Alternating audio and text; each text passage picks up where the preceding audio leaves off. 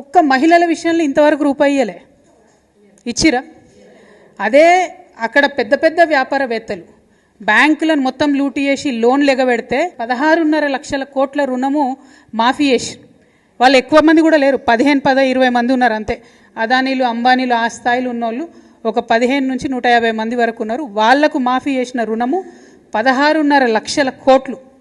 మనం ఇవాళ నేను మీ అందరి సమ్మతితోనే నేనేం అడుగుదాం అనుకుంటున్నా అంటే, కేంద్ర ప్రభుత్వాన్ని 5 లక్షల రూపాయలు రాష్ట్ర ప్రభుత్వం వడ్డీ లేని రుణం ఇస్తుంది కదా, మిగతా 15 లక్షలకు కేంద్ర ప్రభుత్వాన్ని ఇవ్వమందాం.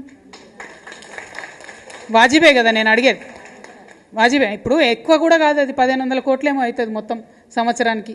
అది కేంద్ర ప్రభుత్వం ఇవ్వచ్చు కదా. నిజంగా ఆడబిడ్డల మీద ప్రేమ ఉంటే, నిజంగా ఏదో చేయాలనుకుంటే ఎందుకు ఇవ్వద్దు కేంద్ర ప్రభుత్వం?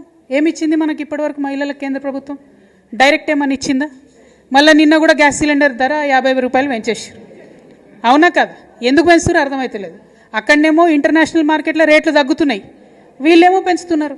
ఎందుకు పెంచుతున్నారంటే మా మోడీ ఇంత గొప్పడు అంత గొప్పడు అంటారు. ఎంత గొప్పడైతే మాకేంది భయ్, ఇంటికి 50 రూపాయలు పెన్షన్ మాకు టెన్షన్ పెడుతురు కదా. నేననేది ఏంటంటే, కేంద్ర ప్రభుత్వం డైరెక్ట్గా ఇంతవరకు ఆడబిడ్డలకి